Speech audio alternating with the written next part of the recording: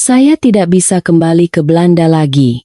Di lobi Bandara Internasional Soekarno-Hatta, para calon diplomat dan pewaris konglomerat masa depan bertingkah seperti anak-anak. Ini adalah situasi yang luar biasa. Mengapa 20 siswa SMA elit dari Belanda, yang terbiasa dengan standar hidup tertinggi di dunia, tiba-tiba melakukan aksi penolakan pulang massal di Indonesia? Semua berawal di satu titik. Sebuah rest area di jalan tol. Perjalanan studi mereka yang telah direncanakan dengan sempurna dan diatur secara cermat, hancur berkeping-keping begitu mereka menyaksikan pemandangan sehari-hari di Indonesia. Toilet sebersih lobi hotel, 150 jenis menu kuliner yang lezat, dan kehangatan mandi bersama tanpa sekat sosial. Charlotte, sang ketua OSIS yang perfeksionis, merobek jadwal yang ia buat sendiri dan menangis penuh haru. Apa sebenarnya sihir Indonesia yang berhasil menjungkir balikan nilai-nilai kaku yang mereka anut? Inilah catatan lengkap dari 48 jam yang penuh keharuan dan kejutan itu. Kami tidak mau pulang. 10 siswa sekolah elit Belanda menolak pulang secara kolektif. Apa yang sebenarnya terjadi selama perjalanan studi mereka di Indonesia? Putri seorang anggota parlemen Belanda merobek tiket pesawatnya. Mereka terperangah setelah melihat sebuah rest area dan pemandian air panas. Begitu bus mereka berhenti di sebuah rest area di jalan tol Indonesia, para siswa SMA elit dari Belanda itu langsung panik secara bersamaan. Rencana awal mereka yang hanya akan ke toilet dan kembali ke bus dalam 10 menit, kini benar-benar berantakan. Apa alasannya? Pemandangan yang mereka saksikan di Indonesia jauh melampaui imajinasi mereka, yang selama ini membanggakan infrastruktur kelas atas Eropa. Apakah ini rest area atau pusat perbelanjaan? Benarkah ada 150 jenis makanan di sini? Kejutan yang lebih besar menanti mereka. Sore harinya, saat singgah di sebuah pemandian air panas umum, semua siswa, dari anak konglomerat hingga ketua OSIS, berteriak sambil meminum teh botol dingin setelah berendam air panas. Di Belanda tidak ada yang seperti ini.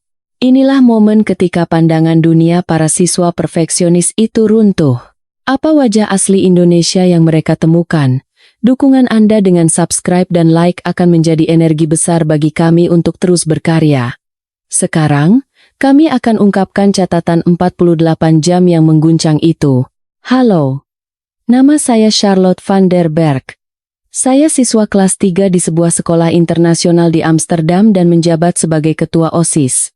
Ayah saya adalah anggota parlemen Belanda, dan ibu saya seorang pengacara internasional. Sejak kecil, saya dibesarkan di lingkungan yang sangat menekankan pada perencanaan sempurna dan manajemen waktu. Nilai saya selalu berada di peringkat 5% teratas di sekolah. Saya juga memenangkan penghargaan dalam program pertukaran pelajar Eropa, yang memberi saya kesempatan untuk melakukan perjalanan studi ke Indonesia kali ini. Selama hidup di Belanda, saya tidak pernah ragu bahwa negara saya memiliki infrastruktur terbaik di dunia. Jalanan yang bersih, jadwal kereta yang presisi, fasilitas publik yang efisien, semuanya bergerak seakurat jarum jam. Itulah Belanda. Di dalam tas saya, ada jadwal perjalanan ke Indonesia yang telah saya susun hingga ke menitnya. 08.30. Berangkat dari hotel. 09 ke Hatta. Tiba di Bandara Soekarno-Hatta. 12.00. Naik pesawat menuju Yogyakarta. Semuanya terencana dengan sempurna. Namun, sejak saat pertama menginjakan kaki di Indonesia, ada sesuatu yang terasa berbeda. Bandara Soekarno-Hatta, khususnya Terminal 3, terasa seperti sebuah kota mandiri. Ada pusat perbelanjaan, galeri seni, bahkan hotel transit di dalamnya. Skalanya jauh lebih besar dan megah dibandingkan Bandara Schiphol di Amsterdam. Saya bergumam dalam hati, bukankah bandara itu hanya tempat untuk naik dan turun pesawat? Mengapa dibuat serumit ini? Teman-teman saya yang lain juga menunjukkan reaksi serupa. 20 siswa di kelas kami adalah murid-murid berprestasi yang terpilih dari berbagai negara di Eropa. Klaus dari Jerman adalah putra seorang ahli logistik, sementara Amelia dari Prancis adalah putri seorang diplomat. Kami semua adalah siswa elit yang mewakili negara kami masing-masing. Kami datang untuk belajar tentang Indonesia. Tetapi jujur saja, ada sedikit rasa superioritas di hati kami. Bagaimanapun, kami berasal dari Eropa, benua paling maju di dunia. Saat bus meninggalkan bandara dan memasuki jalan tol, saya mengeluarkan laptop untuk memeriksa kembali jadwal. Seharusnya kami terbang ke Yogyakarta dari Jakarta. Jadi mengapa kami malah naik bus dan berkeliling? Pemandu wisata kami menjelaskan, hari ini, sebelum ke Yogya, kita akan merasakan pengalaman budaya Indonesia terlebih dahulu. Kita akan mengunjungi rest area di jalan tol dan sebuah pemandian air panas. Rest area? Saya membayangkan tempat istirahat di jalan tol Belanda. Sebuah bangunan kecil dengan beberapa mesin penjual otomatis dan sebuah toko kecil yang menjual roti lapis. Biasanya, kami hanya butuh 10 menit untuk ke toilet dan minum kopi. Pemandian air panas. Saya tidak terlalu mengerti, tapi saya pikir mungkin seperti sauna di hotel. Di Belanda pun ada sauna hotel. Selama bus melaju di jalan tol, saya menatap keluar jendela. Jalan tol di Indonesia ternyata terawat jauh lebih baik dari yang saya bayangkan. Jalannya mulus dan marka jalannya jelas. Namun, ada satu hal yang berbeda. Papan elektronik di jalan menampilkan informasi lalu lintas secara real-time, jarak rest area berikutnya, bahkan iklan menu makanan populer di sana.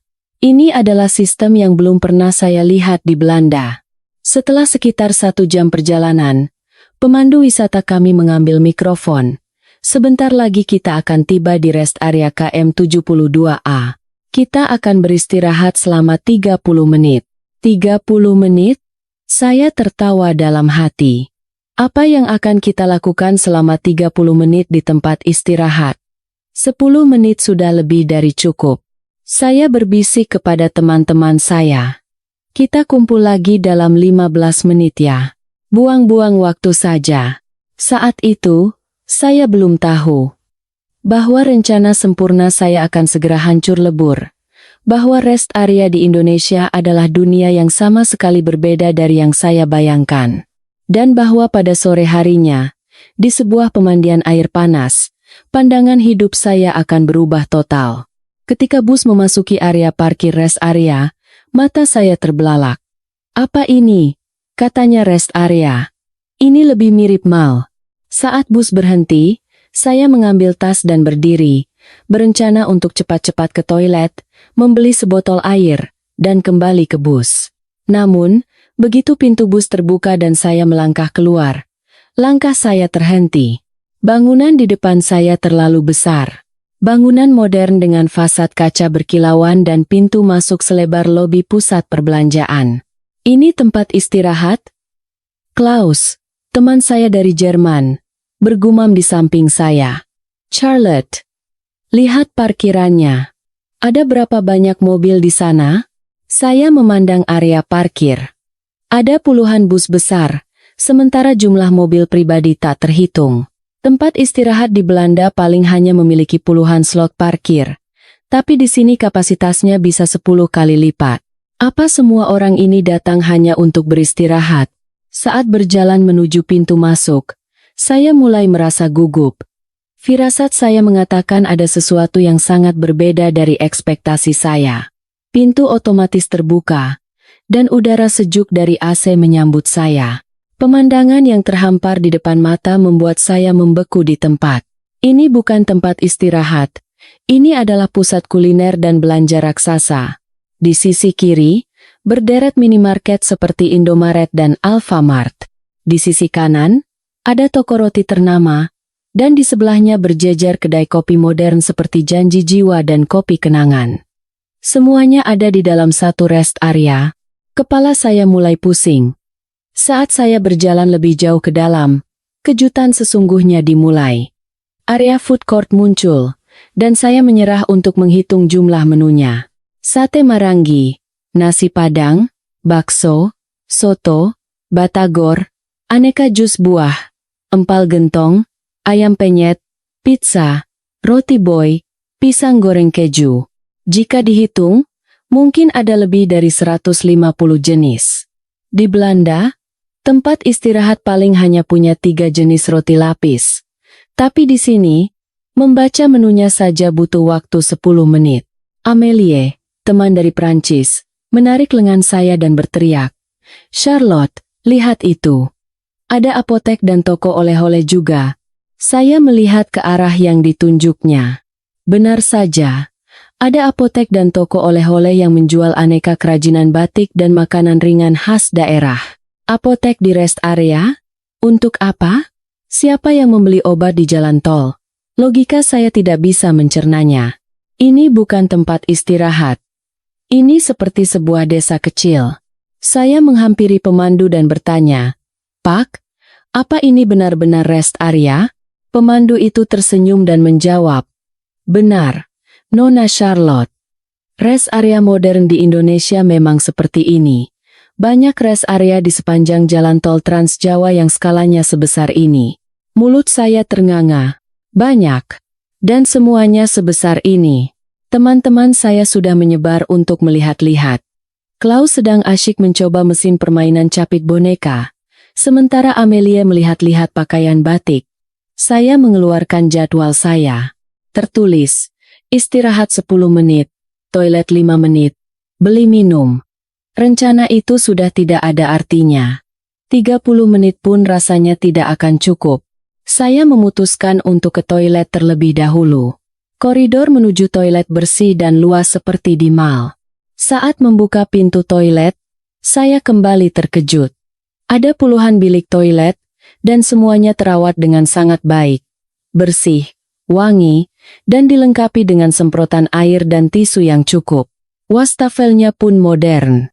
Jauh lebih baik dari toilet di jalan tol Belanda. Saat sedang mencuci tangan, seorang ibu-ibu lokal menyapa saya. "Neng, turis ya? Dari mana?" Saya teringat pelajaran bahasa Indonesia saya dan menjawab dengan terbata-bata. "Dari Belanda." Ibu itu tersenyum ramah. "Wah, jauh ya? Nanti coba batagornya di sana."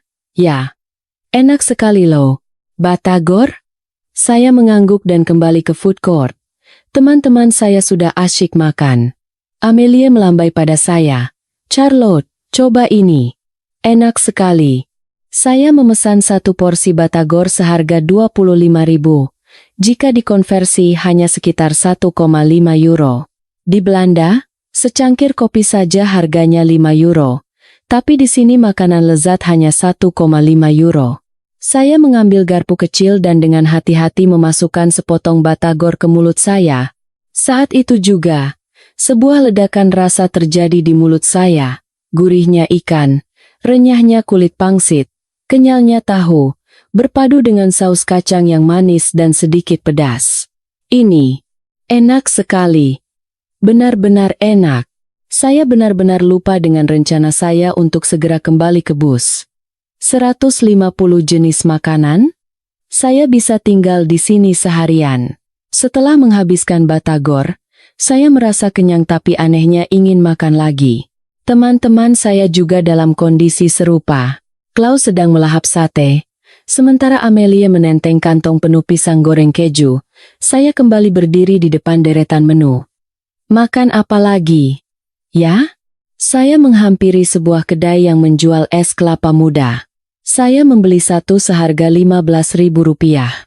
Saat meminumnya, rasa manis dan segarnya langsung menghilangkan dahaga. Ini juga enak. Saya mulai bersemangat. Berapa banyak lagi makanan enak di rest area ini? Saya mengumpulkan teman-teman saya. "Ayo kita keliling dan lihat ada apa saja di sini." Mereka setuju dengan antusias. Kami mulai menjelajahi rest area itu. Di lantai 1, ada 3 minimarket, 2 toko roti, 4 kedai kopi, toko es krim, donat, dan puluhan kedai makanan. Bukan hanya itu, ada juga area pengisian daya ponsel, kursi pijat, ruang menyusui, dan bahkan mushola yang besar dan bersih. Ruang menyusui dan tempat ibadah di rest area. Kami naik ke lantai 2. Di sana, terdapat restoran yang lebih mewah, restoran Sunda, restoran Padang, dan restoran steak. Dari kursi dekat jendela, terlihat taman yang terawat indah. Rest area punya taman? Amelia berteriak. Charlotte, lihat. Ada toko mainan dan pakaian juga. Ini sudah setara dengan destinasi wisata. Saya membeli 3 gantungan kunci berbentuk wayang. 1 untuk saya, sisanya untuk orang tua saya di Belanda. Waktu menunjukkan 25 menit telah berlalu. Tinggal 5 menit lagi. Tapi masih banyak tempat yang belum kami lihat. 30 menit sama sekali tidak cukup. Pemandu wisata memberi isyarat untuk berkumpul. Sudah waktunya kembali ke bus. Dengan berat hati, saya berjalan kembali. Di tangan saya ada 2 bungkus keripik, 1 kotak dodol Garut, teh botol, dan 3 gantungan kunci. Saya membeli begitu banyak barang hanya dalam 30 menit. Di Belanda, saya paling hanya membeli secangkir kopi. Saat kembali ke bus, saya menoleh ke belakang. Bangunan rest area itu tampak megah, orang-orang masih terus berdatangan. Saya berpikir, orang Indonesia tidak menganggap rest area hanya sebagai tempat istirahat. Ini adalah sebuah pusat komunitas. Ternyata, pemandu kami memberikan kejutan lain.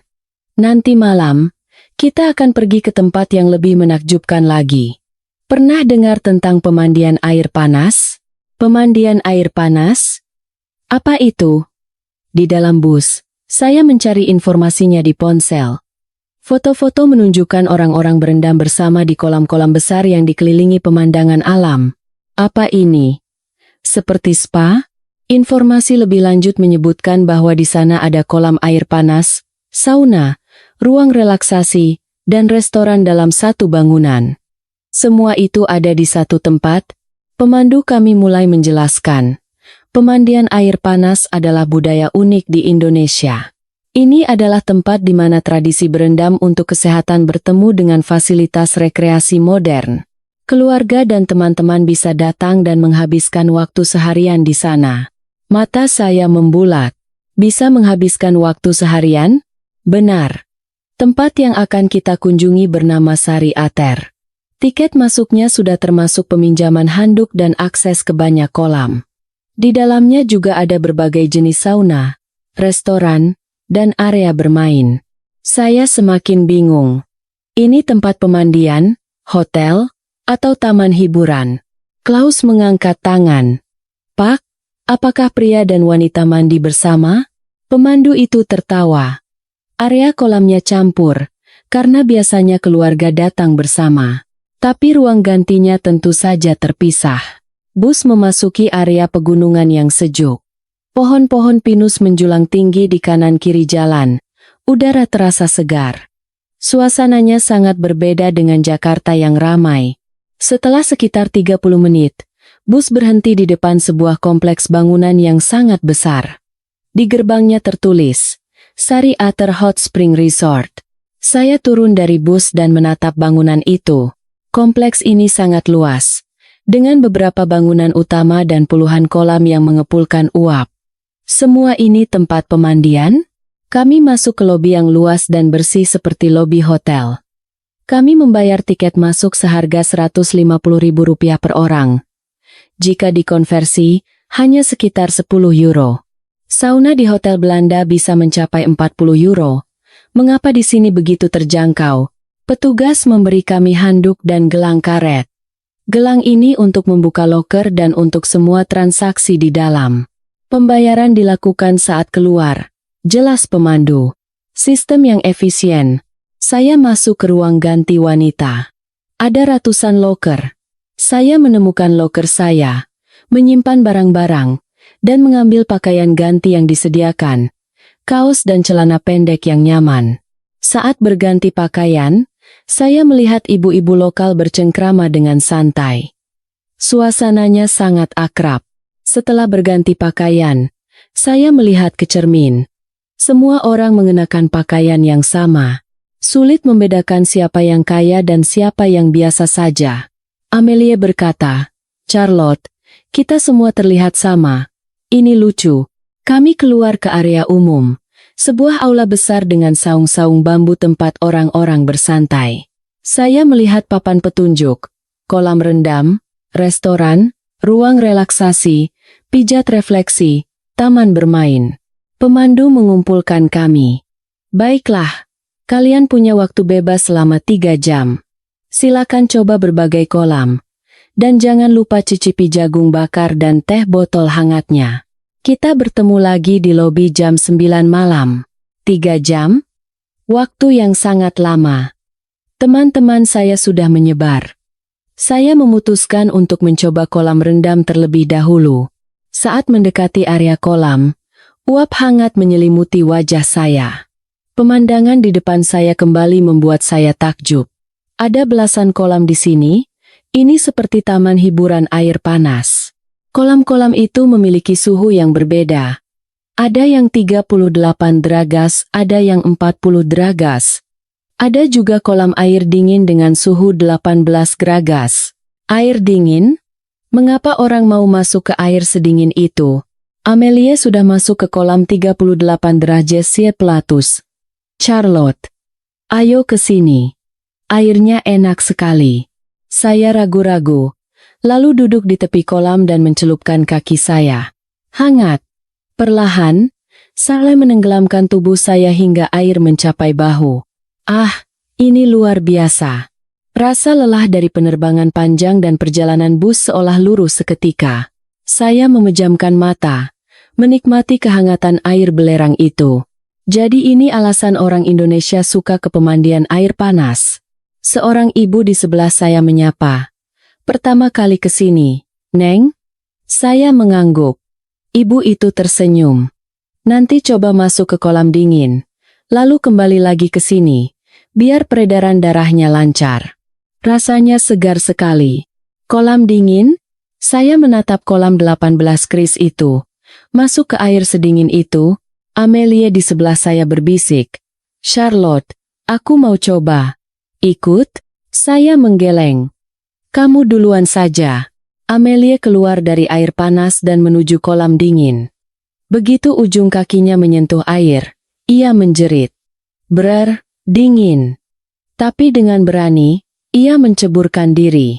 Kurang dari 10 detik, ia melompat keluar. Dingin sekali. Tapi, rasanya segar. Wajahnya tampak gembira. Cobalah, Charlotte. Rasanya benar-benar menyegarkan. Rasa penasaran saya terusik. Saya pun keluar dari kolam panas dan berdiri di tepi kolam dingin. Saya menarik napas dalam-dalam. 1, 2, 3. Saya melompat masuk. Seketika, seluruh tubuh saya terasa membeku. Jantung saya berdebar kencang. Kulit saya terasa kencang. Setelah 5 detik, saya tidak tahan dan segera naik. Seluruh tubuh saya menggigil. Anehnya, meskipun tubuh saya dingin, ada rasa hangat yang menjalar dari dalam. Darah terasa mengalir lebih cepat. Jadi ini yang namanya melancarkan peredaran darah.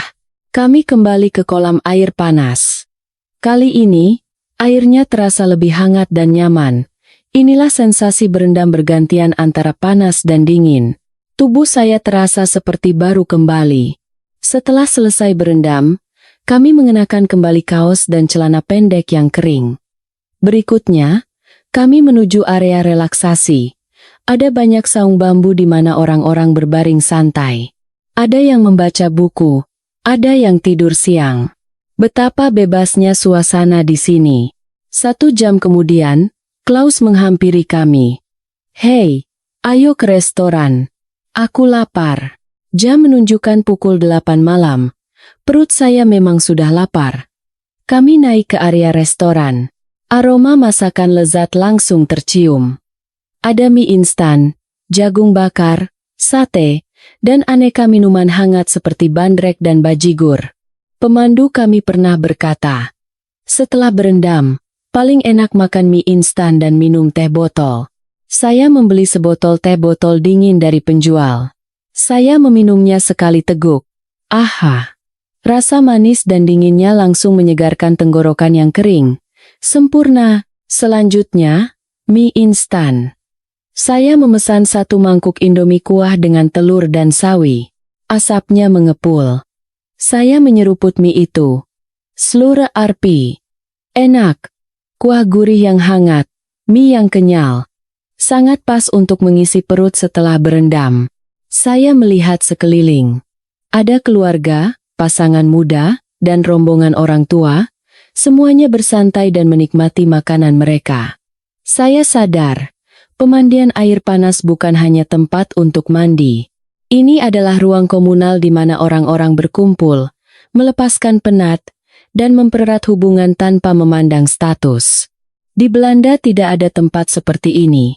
Kami menghabiskan waktu di rumah masing-masing. Tidak ada budaya untuk bersantai sebebas ini di tempat umum. Amelie seolah membaca pikiran saya. Charlotte, suasana di sini menyenangkan, ya? Semua orang terlihat bahagia. Saya mengangguk. Ya, di sini tidak ada yang peduli dengan penampilan. Semua orang menjadi diri mereka sendiri. Setelah makan, kami pergi ke ruang relaksasi. Ada kursi-kursi malas berjejer. Saya merebahkan diri. Ah, ini surga dunia. Tiba-tiba Klaus membangunkan kami. Jangan tidur. Jam 9 kita harus kumpul. Sudah waktunya pulang. Kami berganti pakaian dan turun ke lobi. Semua teman saya sudah menunggu. Wajah mereka tampak segar dan berseri-seri. Pemandu bertanya, "Bagaimana pemandian air panasnya?" Saya menjawab mewakili semuanya. "Luar biasa, Pak. Ini adalah tempat terbaik yang pernah kami datangi." Teman-teman lain berteriak, "Enggak mau pulang. Mau tinggal di sini saja." Di Belanda tidak ada yang seperti ini. Di bus, saya duduk di dekat jendela. Lampu-lampu malam kota Subang berkelip di kejauhan. Tubuh saya hangat, dan hati saya penuh. Saya mengeluarkan jadwal perjalanan dari tas saya. Jadwal yang pagi tadi saya banggakan. Saya merobeknya dan membuangnya. "Rencana ini tidak berguna lagi," kata saya pada Amelie. "Mulai besok, kita nikmati saja perjalanannya tanpa rencana." Amelie tertawa. Seorang Charlotte si ketua OSIS tanpa rencana? Besok bisa-bisa turun salju di Indonesia. Selama perjalanan kembali ke hotel, saya merenungkan hari ini. Saat berangkat dari Belanda, saya pikir saya datang untuk mengamati Indonesia. Tapi nyatanya, sayalah yang justru belajar banyak hal. Di rest area, saya melihat semangat keramahan dan inovasi. Itu bukan sekadar tempat istirahat, tapi sebuah destinasi yang dirancang untuk membuat pengunjung senang. Di pemandian air panas, saya belajar tentang kehangatan komunitas. Jabatan dan usia tidak penting saat semua orang berendam di kolam yang sama. Hari ini, untuk pertama kalinya dalam hidup, saya bisa menerima diri saya yang tidak sempurna. Bukan sebagai ketua OSIS, bukan sebagai putri anggota parlemen, tapi sebagai gadis 17 tahun yang tertawa lepas bersama teman-temannya setelah berendam. Kami tiba di hotel. Saya mengirim pesan kepada orang tua saya di Belanda. "Papa, Mama, hari ini aku mengalami hal luar biasa di Indonesia. Rest areanya seperti taman hiburan, dan pemandian air panasnya seperti surga. Semua rencanaku berantakan, tapi justru itu yang terbaik. Aku jadi sangat suka Indonesia. Rasanya aku tidak mau pulang."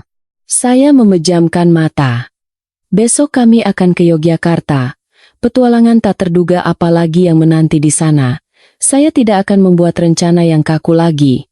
Sebaliknya, saya akan membuka hati dan merasakan Indonesia seutuhnya. Pelajaran terbesar yang saya dapat hari ini. Momen terindah di dunia seringkali datang dari hal-hal yang tidak direncanakan. Dan kebahagiaan sejati bukanlah tentang kesempurnaan, melainkan tentang menikmati setiap detik yang ada. Selamat malam, Indonesia.